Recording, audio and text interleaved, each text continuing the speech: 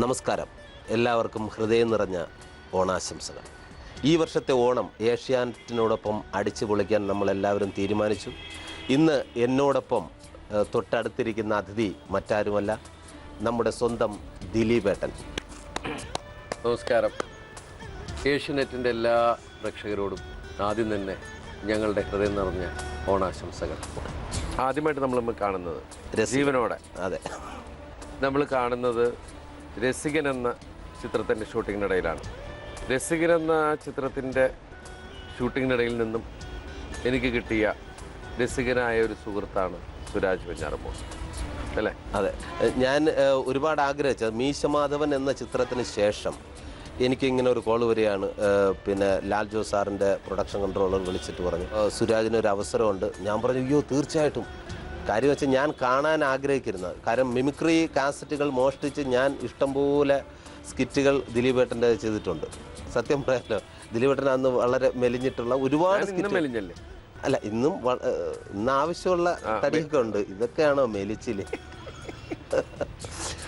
അപ്പോൾ പുള്ളിയുടെ ഒരുപാട് പ്രോഗ്രാം ഞാൻ ഇമിറ്റേറ്റ് ചെയ്ത് കുറേ സ്റ്റേജ് പരിപാടികളൊക്കെ ചെയ്തിട്ടുണ്ട്. അപ്പോൾ ഞാൻ കാണാൻ ആഗ്രഹിച്ചിരുന്ന ഒരാളാണ്, പ്രത്യേകിച്ച് ഒരു മിമിക്രി കലാകാരൻ. സിനിമയിൽ ഇത്രയും തിളങ്ങി നിന്ന് ഇത്രയും ഗംഭീരമായിട്ട് ജനങ്ങളുടെ പ്രിയങ്കരനായ നടനായിട്ട് മാറുക എന്ന് പറയുന്നത് ഏറ്റവും വലിയ ദൈവഭാഗ്യമാണ്. അപ്പോൾ അദ്ദേഹത്തിനെ നേരിട്ട് കാണാനും അദ്ദേഹത്തിൻ്റെ സിനിമയിൽ അഭിനയിക്കാനും ഒരു അവസരം കിട്ടിയത് രസികനിലാണ്. അവിടെ വന്നിട്ട് ഞാൻ ഇങ്ങനെ ദൂരെ മാറി നിൽക്കും, ദിലീപേട്ട എപ്പോൾ വരണം, ഒന്ന് പരിചയപ്പെടാൻ. അങ്ങനെ ഞാൻ ചെന്ന് പരിചയപ്പെട്ടു. പിന്നെ ഞാൻ വെയിറ്റ് ഒന്നും ഇട്ടില്ല കേട്ടോ, നല്ല തലക്കിലൊന്നും. അതിനുശേഷം നമ്മൾ മൂന്നാലഞ്ച് സിനിമകൾ അതിനുശേഷം അഭിനയിച്ചു. അതെ, പക്ഷെ അന്നും അങ്ങോട്ട് നമ്മൾ വിചാരിച്ച പോലെ പോയില്ല. അപ്പോൾ ഒരു ഇതുണ്ടായി, നിങ്ങൾ തമ്മിൽ ചേരൂല ഇതാണ്. പിന്നെ ഞങ്ങൾ രണ്ടും കൽപ്പിച്ച് രണ്ടുപേരും കൂടി ഒരു മരിച്ചഭിനയിക്കുക എന്ന് പറഞ്ഞ പടമായിരുന്നു കാര്യസ്ഥൻ. തീർച്ചയായിട്ടും അവിടെ നിന്നാണ് ഞങ്ങളുടെ കോമ്പിനേഷൻ. എൻ്റെ പൊന്നെണ്ണ, ഞാൻ നേരാത്ത വഴിപാടുകളില്ല. സത്യമായിട്ട് ദൈവസത്യമായിട്ട് ദിലീപേട്ടനെ നേരുന്നത് മുഴുവൻ എന്നെ കൊണ്ട് ചെയ്യിക്കാതാ. പല അമ്പലങ്ങളിൽ ശയന പ്രതിഷ്ഠം, അവിടെ കൊണ്ട് മൊട്ടയടിപ്പിക്കുക, അവനായിട്ട് നേർന്നതല്ല. ഇതെല്ലാം ദിലീപേട്ടനെ കൊണ്ട് ചെയ്യിച്ചോളാമേ. ഈ പടം എങ്ങനെയും ഹിറ്റാവണേ.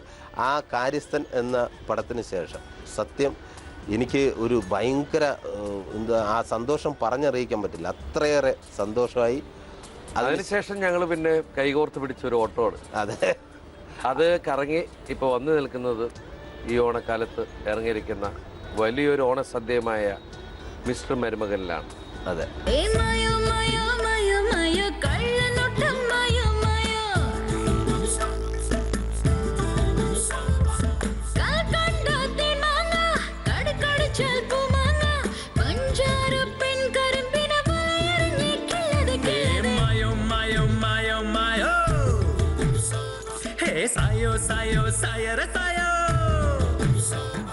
ഈ ഓണത്തിന് ചേട്ടന് എന്തെങ്കിലും മറക്കാനാകാത്ത അനുഭവങ്ങൾ?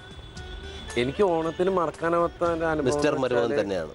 അതൊരു വലിയ സംഭവം. തീർച്ചയായിട്ടും അങ്ങനെ ഓണക്കാലത്ത് പ്രേക്ഷകർ ഒരു 100% ഒരു എന്റർടൈനർ മൂവിക്ക് അല്ല. ഇപ്പൊ എൻ്റെ ഈ സിനിമ കണ്ട കുറേ ആൾക്കാർ എന്നോട് വിളിച്ചിട്ട് ചോദിച്ചൊരു കാര്യമാണ്, ദിലീപേട്ടൻ എങ്ങനെ ഇത്രയും സുന്ദരനായി ഇത്രയും നല്ല മെലിഞ്ഞിട്ട് ഗംഭീരമായിട്ട് ആക്ട് ചെയ്തിരിക്കുന്നു എന്ന് എന്നോട് ചോദിച്ചു. ഞാൻ പറഞ്ഞ അദ്ദേഹം നേരത്തെ എങ്ങനെയാണല്ലോ, പക്ഷേ ഇതിൽ കാണാനെന്ന് പറഞ്ഞാൽ വളരെ സുന്ദര കുട്ടപ്പനായിട്ടിരിക്കുന്നു. അതെന്താണ് എനിക്ക് ഇതുവരെ മനസ്സിലായില്ല. എനിക്ക് മനസ്സിലായിട്ടില്ല. എനിക്ക് ദിലീപേട്ടനെ കാണുമ്പോൾ ഒരു മാറ്റം തോന്നില്ല. പക്ഷേ ആൾക്കാർ വിളിച്ചിട്ട് പറയുന്നതെന്ന് പറഞ്ഞാൽ ചിലപ്പോൾ പി സുമാറിന്റെ ക്യാമറയുടെ എടുക്കായിരിക്കും എന്ന് പറയരുത്. എനിക്കൊക്കെ പുറത്ത് നല്ല ഇതുള്ള ക്യാമറ എടുക്കുന്നൊക്കെ ഭംഗിയുണ്ടെന്ന് പറയാൻ വേണ്ടിട്ട് എന്നെ ബൂസ്റ്റ് ചെയ്തിരിക്കുകയാണ്. ഇല്ല, ദൈവസത്യമായിട്ടും. അല്ല, ഇങ്ങനെയുള്ള സിനിമകൾ കാണുമ്പോൾ സുരാജ് കുറെ ആളുകൾ നിർമ്മാതാക്കളായി അഭിനയിക്കുന്ന ആൾക്കാർ ഇപ്പൊ 5-6 വർഷമായില്ലേ സിനിമയിലെ? അതെ അല്ലേ? ഇപ്പൊ 5-6 വർഷമായിട്ട് സിനിമ നിർമ്മിക്കാൻ തോന്നുന്നില്ലേ? എനിക്ക് തോന്നും, പക്ഷെ അത് അങ്ങോട്ട് ചെയ്യാനായിട്ട് വരുമ്പോൾ വേണ്ടാന്ന് നോക്കും. അതെന്താണ്? കാശ് പോകുന്ന ഉറപ്പല്ലേ? അപ്പൊ നിർമ്മിക്കുന്ന ആൾക്കാരുടെ കയ്യിൽ നിന്ന് കാശ് അന്തസ്സായിട്ട് വാങ്ങിച്ച് പോക്കറ്റിലിടുന്ന ഒരു പ്രശ്നമില്ലല്ലേ? അല്ല ഏട്ടാ, കാര്യം ഈ സിനിമ പ്രൊഡ്യൂസ് എന്ന് പറഞ്ഞാൽ അതിന് അതിൻ്റെതായ ബുദ്ധി വേണം. അതിന് വേണ്ടിയിട്ട് നമ്മൾ പഠിക്കണം. എനിക്ക് അഭിനയം തന്നെ നേരെ ചൊവ്വ അറിയില്ല. ഇതിൻ്റെ ഇടയിൽ ഞാൻ ചെന്നിട്ട് സിനിമയും കൂടെ പ്രൊഡ്യൂസ് പെട്ടുപോകൂലേ? അതൊക്കെ ഒരു കാരണമാണ്. നമ്മൾ ചങ്കുറ്റത്തോട് ഇറങ്ങുന്നേ. നമുക്ക് ഒരു തവണ നോക്കാം, ഒരു വലിയ പടം ചെയ്യും. അണ്ണാ ഞാനൊരു വീട് ഇപ്പം അങ്ങോട്ട് അതിൻ്റെ പാലയാച്ചാവാൻ പോകുന്നേ ഉള്ളൂ. വീടല്ല, ഒരു ഫ്ലാറ്റ്. വീടുണ്ടല്ലോ, ധൈര്യമായിട്ട് ഇറങ്ങി. ഇപ്പൊ ഇത്രയും വർഷമായിട്ട് ഇപ്പോഴാണ് പ്രശ്നം വെച്ച പണയം വെക്കുന്ന സാധനം ഉണ്ടല്ലേ. ഇത് പറഞ്ഞു പറഞ്ഞ് എന്റെ കുടുംബം വഴിയാതാരാക്കും നിങ്ങള്. ആധാരം കിട്ടിയാൽ നമ്മള് എന്ത് വഴിയുടെ ഇറങ്ങി. പിന്നെ ഓണത്തിന് ചേട്ടന് മറക്കാൻ പറ്റാത്ത ഒരു അനുഭവം ഞാൻ പറഞ്ഞു. ഇപ്പൊ കുട്ടികളായാലും മുതിർന്നവരായാലും ഒരു കുടുംബത്തിലുള്ള എല്ലാവരും കണ്ടിരിക്കേണ്ട സിനിമ തന്നെയാണ് മിസ്റ്റർ മരുമകൻ. അതിൽ അമ്മായിയമ്മ എങ്ങനെ ആയിരിക്കണം അമ്മായിയമ്മ, ഒരു അമ്മായിയമ്മ ഏതെല്ലാം രീതിയിൽ അനുസരിപ്പിക്കാൻ പറ്റുക. ചില അമ്മായിയമ്മയൊക്കെ എന്ന് പറഞ്ഞാൽ ഭയങ്കര അമ്മായിയമ്മമാരാ. നിന്റെ അമ്മായിയമ്മ? എൻ്റെ അമ്മായിയമ്മ പഞ്ചഭാവന്നേ. സത്യം. ഞാൻ അയ്യോ വളരെ ക്ലിയർ ആണ്. കാര്യം വെച്ചാൽ എന്നെ വിളിച്ച് ഇപ്പൊ ആണെങ്കിൽ ചോദിച്ചു നോക്ക്. ദിലീപ് അമ്മായിമ്മ ശരിക്കും എല്ലാ അമ്മായിമ്മമാർക്കും മരുമകൻ എന്ന് പറയുന്നത് മകനേക്കാൾ പ്രാധാന്യമുള്ളതാണ്. അങ്ങനെ ഒരു സംഭവം ഉണ്ട്. അതെ. ആ ഒരു പ്രാധാന്യം നിന്റെ വീട്ടിൽ കിട്ടുന്നുണ്ടോ? അതെന്താ അങ്ങനെ അങ്ങനെ ചിരിച്ചേ? എന്റെ വീട്ടിൽ കിട്ടും. ഇതിന് ഏറ്റവും വലിയ ഒരു സംഭവം ഞാൻ പറഞ്ഞു. ആ ചിരിക്ക് ഭയങ്കര അർത്ഥട്ടോ. അമ്മായിമ്മ കണ്ട ഞാൻ ഈ ട്രിവാൻഡ്രം സ്ലാങ് ഒക്കെ വിട്ടിട്ട് വളരെ ഇതായിട്ട് ഒരു റേഡിയോയ്ക്ക് വേണ്ടിയിട്ട് ഇന്റർവ്യൂ കൊടുത്തോണ്ടിരിക്കുകയാണ്. ഇങ്ങനെ ഇല്ല അതേലോ ഇങ്ങനെയൊക്കെ പറഞ്ഞ് ഇന്റർവ്യൂ കൊടുത്തോണ്ടിരുന്നപ്പോൾ അവർ പറഞ്ഞു നല്ലൊരു മരുമകനാണോ? ഞാൻ തീർച്ചയായിട്ടും ഞാൻ നല്ലൊരു മരുമകനാണ്. ഓക്കെ, അമ്മായിയമ്മയൊന്ന് വിളിക്കട്ടെ. വിളിച്ചോളൂ എന്ന് പറഞ്ഞു. ജീവിതത്തിൽ ആദ്യമായിട്ട് അമ്മായിയമ്മ സംസാരിക്കുന്നത്. വീട്ടിലെങ്ങനെയാണ് ട്രിവാൻഡ്രം സ്ലാങ്ങാണ്? ഞാൻ പറഞ്ഞല്ല, കാരണം ഞാൻ വെഞ്ഞാറമൂടാണ്. വെഞ്ഞാറമൂട് ട്രിവാൻഡ്രം സ്ലാങ് അങ്ങനെ തള്ള എന്തരപ്പി എന്നൊന്നും പറയാറില്ല. പിന്നെ ട്രിവാൻഡ്രത്ത് അങ്ങ് ഉള്ളിൽ പോകണം ആൾക്കാരാണ് സംസാരിക്കുമെന്ന് പറഞ്ഞു. ശരി എന്നാൽ അമ്മായിയമ്മ ഒന്ന് വിളിക്കാമല്ലോ എന്ന് പറഞ്ഞ് അമ്മായിയമ്മ വിളിച്ചു. ഹലോ, ആര്? എന്തേ? അല്ല, ഈ മരുമകനെ കുറിച്ച് അവിടെ ഇരുന്ന് ഞാൻ അത്രയും ബലം പിടിച്ചിരുന്ന അമ്മായിയമ്മ ഒറ്റ നിമിഷം കൊണ്ട് എന്റെ മരുമൻ എന്ത് കുഴപ്പം? ഇതോടുകൂടി ഒന്നുകൂടി റെഡിയായി കിട്ടൂലേ? ഇതോടുകൂടി ഈ സാധനമൊക്കെ കട്ട് ചെയ്ത് വേണമെങ്കിൽ കളഞ്ഞു. ഞാൻ ഇത് ഇപ്പൊ ദിലീപേട്ടൻ്റെ ആയതുകൊണ്ട് പറഞ്ഞത്, നാട്ടുകാരെ കേൾക്കാൻ വേണ്ടി പറഞ്ഞതല്ല. ഇത് വീട്ടിൽ നിന്ന് കെട്ടാക്കുന്നുള്ള ഒരു വിഷയമുള്ളൂ. ഇല്ല അമ്മായിയമ്മയൊക്കെ സത്യം പറഞ്ഞു കഴിഞ്ഞാൽ എടുക്കുന്ന ആളാണ്. എല്ലാം നല്ല കോമഡി ആണെങ്കിലും സീരിയസ് ആണെങ്കിലും എല്ലാം നല്ല രീതിയിൽ എടുക്കുന്ന ആളാണ്.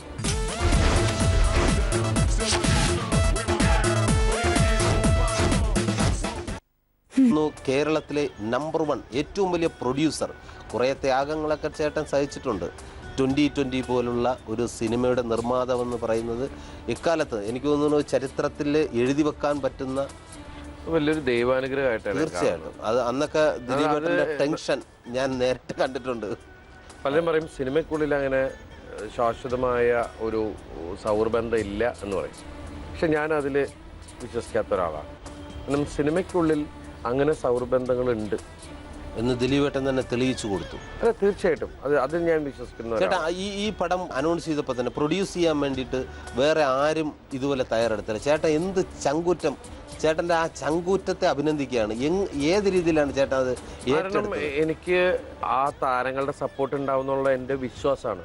ആ ഒരു വിശ്വാസത്തിലാണ് നമ്മൾ ഇറങ്ങിയിരിക്കുന്നത്. പിന്നെ സപ്പോർട്ട് ചെയ്യാൻ അത്ര ആളുകൾ ഉണ്ടാകും. എപ്പോഴെങ്കിലും ഇങ്ങനെ ആൾക്കാർ ഇല്ലാതെ പോയായിട്ട് ഫീൽ ചെയ്തിട്ടുണ്ടോ? പ്രിയൻ സാറ് പറഞ്ഞൊരു കാര്യം ഓർമ്മയുണ്ട്. അമ്മയുടെ പ്രസിഡന്റ് ഇന്നസെന്റ് ആണെങ്കിൽ നീ വേറെ ആരെയും വിശ്വസിക്കണ്ട, ഇന്നസെന്റിനെ വിശ്വസിക്കാം.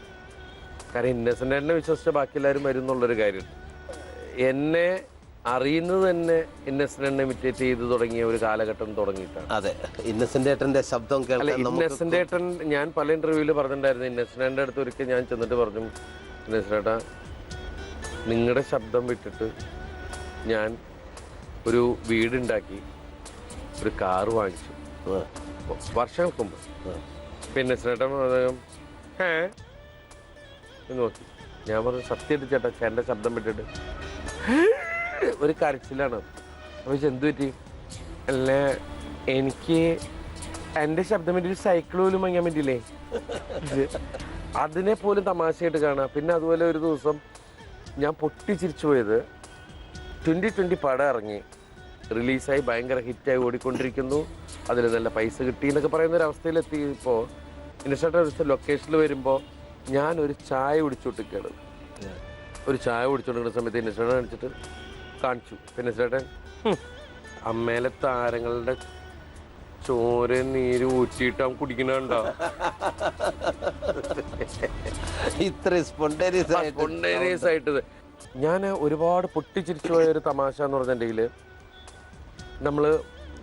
നമ്മുടെ കുടുംബത്തിലെ ചേട്ടൻ തന്നെ ഉണ്ടായി, നിസ്ക. പക്ഷെ ഇതൊരു തമാശയാണ്. അനീഫ്കയ്ക്ക് ഫോൺ പലപ്പോഴും മിസ്സാവുന്നൊരു സ്വഭാവമുണ്ട്. അപ്പോൾ ഫോൺ മിസ്സായി കഴിഞ്ഞാൽ ചിലപ്പോൾ ലൊക്കേഷൻ ഒന്ന് അവിടെ എവിടെയെങ്കിലും വെക്കും. ഇതെവിടെ വെച്ചൊന്നും പിടിയില്ല. ഒന്ന് വിളിച്ചടാ, എൻ്റെ ഫോണിലേക്ക് വിളിച്ച്. ഞാൻ പറഞ്ഞു എന്തിനാ വിളിക്കുന്നത്, അനീഫ്ക അടുത്തിരിക്കില്ല, നമ്മൾ സംസാരിക്കും. എടോ എൻ്റെ ഫോൺ കാണാനല്ലോ, ഒന്ന് വിളിച്ചടാ. അപ്പോൾ നമ്മൾ വേഗം ഒന്ന് വിളിച്ചു. അപ്പോൾ വേഗം നമ്മൾ പുള്ളിയുടെ നമ്പർ വിളിച്ചു.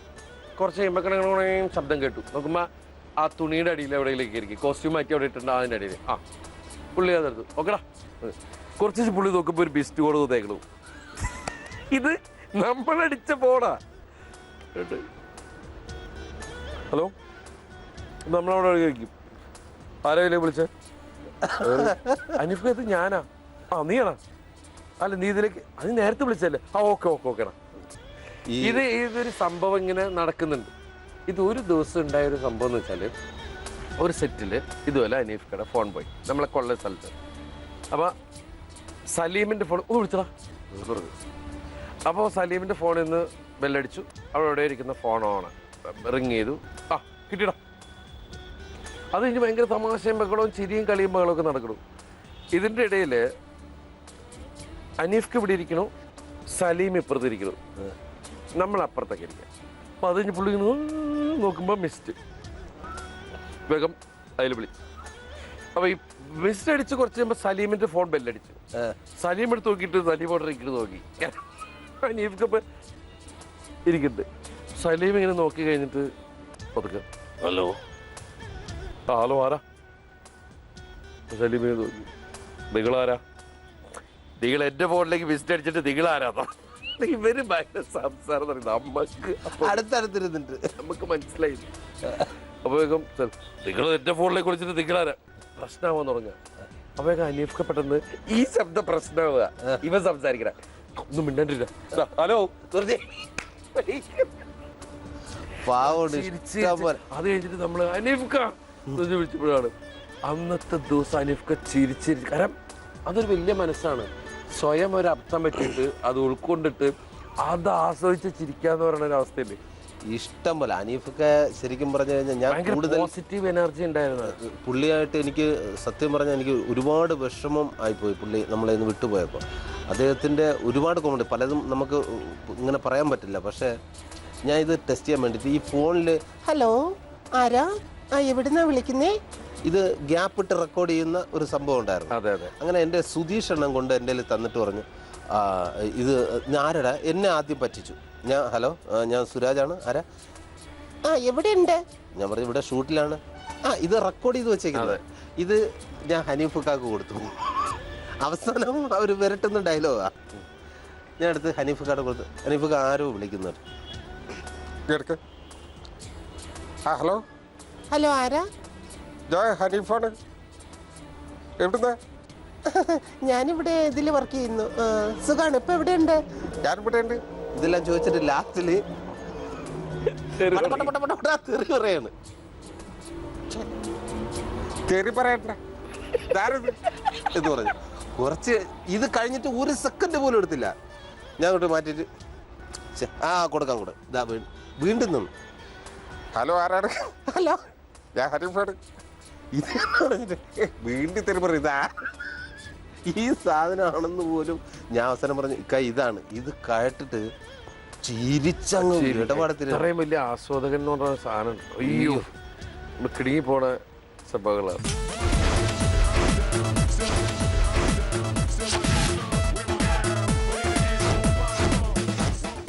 ഈ ഓണത്തിന് എന്തെങ്കിലും ഈ ഓണവുമായി ബന്ധപ്പെട്ട എന്തെങ്കിലും അനുഭവം ദിലീപേട്ടൻ്റെ മനസ്സിൽ തങ്ങി നിൽക്കുന്ന എന്തെങ്കിലും അനുഭവം ഉണ്ടെങ്കിൽ നമുക്ക് ഇവരുമായിട്ട് പങ്കുവയ്ക്കാം. ഇല്ല, അതിനെ അനുഭവം എന്ന് പറയുന്നതിനേക്കാൾ കൂടുതൽ ഓണം എന്ന് പറയുമ്പോൾ നമ്മുടെ മനസ്സിലൊക്കെ ഓടിയെത്തുന്നത് എൻ്റെ ചെറുപ്പകാലത്തിലൊക്കെ ഞാൻ ഓടിപ്പോണത്. ഞാനും എൻ്റെ കൂട്ടുകാരും എൻ്റെ കസിൻസ് എല്ലാവരുമായിട്ട് പാടത്തും പറമ്പൊക്കെ പൂക്കൾ പറിക്കലും കാര്യങ്ങളും. കാരണം ഓണം ആവാൻ വേണ്ടി കാത്തിരിക്കുന്നൊരു കാലമായിരുന്നു. 10 ദിവസത്തെ അവധി, 10 ദിവസത്തെ അവധി മാത്രമല്ല, എല്ലാവരും ഒരുമിക്കുന്നു. അതൊക്കെ ഇന്ന് നഷ്ടമാവുകയാണ്. ഇന്ന് അതൊന്നുമില്ല. ഇന്ന് അപൂർവമാണത്. ഇന്ന് ഓണമെന്ന് പറയുന്നത് ഗ്രാമങ്ങളിലാണ് ഓണം ഉള്ളത്, അല്ലേ? ഇന്ന് ഗ്രാമങ്ങളിൽ ജനിച്ചു വളർന്നു കഴിഞ്ഞിട്ടുണ്ടെങ്കിൽ ഈ കിളികളുടെ ഒരവസ്ഥയാണ്. പറക്കാൻ പ്രായമായി കഴിഞ്ഞാൽ ഉടനെ പറന്ന് പോവുകയാണ്. പിന്നെ എന്നെങ്കിലും വരിക എന്ന് പറയുന്നൊരവസ്ഥ സംഭവിച്ചുകൊണ്ടിരിക്കുക ഇപ്പോൾ. ഞങ്ങളുടെ തറവാട്ടിൽ ശരിക്കും വെച്ചാൽ അമ്മയുടെ വീട്ടിൽ പണ്ട് ഒരു പരിപാടി ഉണ്ടായിരുന്നു. എന്താണെന്ന് വെച്ചാൽ ഈ സദ്യയൊക്കെ വിളമ്പി വെച്ചിട്ട് വാതിലടക്കി. എൻ്റെ ഒരു ചിറ്റമ്മയൊക്കെ ഉണ്ട്, ഞാൻ പറഞ്ഞിട്ടുണ്ട് പണ്ട്.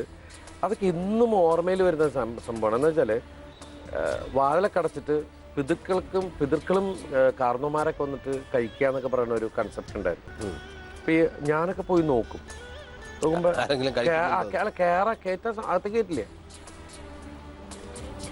കഴിഞ്ഞോ എന്നൊക്കെ പറഞ്ഞിട്ട് വാതിലുമിട്ടടിക്കുക. ഇവരിപ്പോൾ എന്തിട്ട് ഇങ്ങനെ ഇത് കരിച്ചിട്ട് നമുക്കൊരു ചിന്ത അതാ. പിന്നെ അവർ വന്നിരുന്നു ഇപ്പം കഴിക്കല്ലേ. പിന്നെ അത് നമ്മൾ വാലൂർ നോക്കുമ്പോൾ ഒരു സാധനവും തീർന്നിട്ടുമില്ല, ഒന്ന് വന്ന് കഴിക്കും എന്നുള്ള.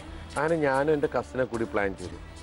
അപ്പുറത്തെ വഴിയെ കൂടി വേറെ നെക്സ്റ്റ് ഓണത്തിന് നമുക്കൊരു പണി കൊടുക്കണം എന്ന് പറഞ്ഞിട്ട് അപ്പുറത്തെ വഴിയിൽ ഒരു ജനലിൻ്റെ 2 കമ്പി പൊളിഞ്ഞിരിപ്പുണ്ട് ബാക്കിൽ കൂടി വരും. അതിൽ സദ്യയൊക്കെ 10-15 പേർക്കൊക്കെ ഇലയൊക്കെ ഇട്ട് വെച്ചിട്ട് ഇതൊക്കെ ആക്കി വാലൊക്കെ അടച്ച് എല്ലാവരും പുറത്ത് വെയിറ്റ്. ഞങ്ങൾ പതുക്കെ മാറി ആ കമ്പി മാറ്റി അതിൽ കൂടി കയറി നമ്മൾ കഴിച്ചു. അപ്പം ഈ അമ്മൂമ്മ കഴിഞ്ഞോ, കാർന്നോമാര് കഴിഞ്ഞോ ചോദിച്ചിട്ടായി. വാതിൽ തുറന്നു ഇവര് ഈ വന്ന് നോക്കിയ ഉടനെ നമ്മളാ ജനലും അതൊക്കെ ചാർന്ന് നമ്മൾ കഴിച്ചിട്ട് അടച്ച് വേഗം എല്ലാം ഈ അമ്മൂമ്മ തലയിറങ്ങി വീണു. കരച്ചിരിക്കും കാർന്നോമാരൊന്ന് കഴിച്ചു. അപ്പൊ നമ്മളൊന്ന് കാർന്നോമാര് കഴിച്ചു പേടിച്ചു പോയി. എൻ്റെ ഒറ്റയ്ക്ക് വരില്ല അതിലൊന്നും പറയുന്ന സംഭവങ്ങളൊക്കെ ഉണ്ടായിരുന്നു. എനിക്ക് ഓണമായിട്ട് ബന്ധപ്പെട്ട് വേറൊരു സാധനമുണ്ട്. അതായത് ഓണത്തിന് വേണ്ടിയിട്ട് പ്രോഗ്രാം വിദേശത്ത് പോവുകയാണ്. വിദേശത്ത് പോയിട്ട് അവിടെ പ്രോഗ്രാം കഴിഞ്ഞു ഒരു അച്ചായൻ വന്നിട്ട്, എടാ പോയി ആ സുരാജിനൊന്നുകൂടി വിളിച്ചത്, എന്താ അവൻ്റെ പേരെന്താ വളിപ്പൊക്കെ കാണിക്കുന്നത് എന്നാ എന്ന് വെച്ചാൽ കോട്ടയത്തൊക്കെ വളിപ്പ് എന്ന് പറയുന്നത് തമാശ എന്നാണ്. ആ വളപ്പ് കാണിച്ചാൽ അവനെ കൂടി വിളിച്ചേ എന്ന് പറഞ്ഞു. അപ്പോൾ എന്നെ ഞാൻ ഗ്രീൻ റൂമിൽ ഡ്രസ്സ് മാറിക്കൊണ്ട് ഉടനെ ഇറങ്ങി നമസ്കാരം എന്ന് പറഞ്ഞ ഉടനെ ഇയാളങ്ങ് തിരിഞ്ഞു. എടാ തൻ്റെ വളപ്പൊന്നും എനിക്ക് പിടിക്കത്തൊന്നുമില്ല, എൻ്റെ വൈഫിനും പിന്നെ കുഞ്ഞുങ്ങൾക്കും ഒരു ഫോട്ടോ എടുക്കണം, തനിക്ക് പറ്റുമോ? എന്നിട്ട് മുഖത്ത് നോക്കലില്ല. ഞാൻ പറഞ്ഞു പിന്നെന്താ ഫോട്ടോ എടുക്കാം ചേട്ടൻ്റെ മുഖത്ത്. അതൊന്നും ശരിയാവത്തില്ലെന്ന്, എനിക്ക് തൻ്റെ വളപ്പൊന്നും എനിക്ക് ഇഷ്ടമല്ല എന്ന് പറഞ്ഞിട്ട് വൈഫും കുട്ടികളും വന്നിട്ട് അടിയേ വന്ന് ആവശ്യമുള്ള ഫോട്ടോ ഒക്കെ എടുത്തോ, എനിക്ക് അവൻ്റെ വളപ്പ് എനിക്ക് ഇഷ്ടമേ അല്ല, അതുകൊണ്ടാണ് അവർക്ക് ഭയങ്കര ഇഷ്ടമാണ് എന്ന് പറഞ്ഞിട്ട് അവരെ വെച്ചിട്ട് ഫോട്ടോ എടുത്തിട്ട് നമുക്കൊരാഗ്രഹമില്ല, ഇയാളെന്താ മുഖത്ത് നോക്കാതെ വയ്ക്കണം. ഞാൻ പറഞ്ഞു ഹലോ ചേട്ടാ ഒന്ന് ജസ്റ്റ് ഒന്ന് മുഖത്ത് വയ്ക്കാതെ. എനിക്ക് മുഖത്ത് നോക്കാം, എനിക്ക് തന്നെ ഇഷ്ടമല്ല, തൻ്റെ വളപ്പുകളും ഒന്നും എനിക്ക് ഇഷ്ടമല്ല, അതുകൊണ്ടാണ് തന്നെ മുഖത്ത് നോക്കാത്തത്. എന്നാലും ജസ്റ്റ് ഒന്ന് മുഖത്ത് നോക്ക്. എടാ മുഖത്ത് നോക്കിയാൽ എനിക്ക് ചിരി വരുമെന്നേ പോക്കോ. എന്തായാലും ഇത്രയും നേരം നമ്മളിരുന്ന് സംസാരിച്ചു, ഏകദേശം കുറേ സമയമായി. ദിലീപ് നേരം പോക്കുകളാണ് നമ്മൾ സൗഹൃദം നമ്മളിങ്ങനെ കൈമാറി. തീർച്ചയായിട്ടും ഈ ഓണത്തിന് ദിലീപേട്ടനുമായിട്ട് ഇത്രയും സമയം ചിലവഴിക്കാൻ കഴിഞ്ഞാൽ ഒരു ആക്ടർ എന്ന രീതിയിൽ, ഒരു മിമിക്രി ആർട്ടിസ്റ്റ് എന്ന രീതിയിൽ എനിക്ക് ഒരുപാട് സന്തോഷം. സുഹൃത്ത് എന്ന രീതിയിൽ അതിൽ ഒരുപാട് അതിൽ കവിഞ്ഞങ്ങ് പോവും. ഒരുപാട് ഇഷ്ടമായി. എന്താ പറയുക, ഒരു കുടുംബത്തിലെ അംഗം പോലെ തന്നെയാണ് സുരാജ് എന്നോടും ഞാൻ സുരാജിനോടും പെരുമാറാറ്. ഇനിയും ഒരുപാട് ഓണക്കാലം ഇതുപോലെ ഞങ്ങൾക്ക് പ്രേക്ഷകരുമായിട്ട് പങ്കുവെക്കാൻ സാധിക്കട്ടെ എന്ന് ആത്മാർത്ഥമായിട്ട് പ്രാർത്ഥിക്കുന്നു. അതുപോലെ തന്നെ ഞങ്ങൾ ഇപ്പോൾ അഭിനയിച്ച മിസ്റ്റർ മരുമകൻ എന്ന ഈ സിനിമ, ഇത് ഞങ്ങളുടെ പ്രിയപ്പെട്ട പ്രേക്ഷകർക്കുള്ള സിനിമയാണ്, ചിരിക്കാനുള്ള സിനിമയാണ്. ഈ സിനിമ ഈ ഓണക്കാലത്ത് ഞങ്ങളുടെ വകയുള്ള ഓണസദ്യയായിട്ട് എടുത്ത് ഈ സിനിമയെ വലിയൊരു വിജയത്തിലേക്ക് നയിക്കണമെന്ന് ആത്മാർത്ഥമായിട്ട് പ്രാർത്ഥിക്കുന്നു. എല്ലാവർക്കും വീണ്ടും ഹൃദയം നിറഞ്ഞ ഓണാശംസകളും അതുപോലെ എല്ലാവർക്കും എല്ലാ ഐശ്വര്യങ്ങളും നന്മകളും ഞങ്ങൾ നേരുന്നു. നന്ദി, നമസ്കാരം. പണത്തിന്റെ പെരുപ്പം മധുവാരുത്തണ കുഴപ്പം കടുപ്പം രാജകോവിലെ മല്ലികേ ലക്ഷ്മിയെ ആഡംബര നാരിമാർ കൂട്ടമായി പോരിനോ. മിസ്റ്റർ മരുമകനോടി വേഷം കെട്ടുകൾ വേണ്ട, മിസ്റ്റർ മരുമകനാണി വീടിനെന്നും രാജ.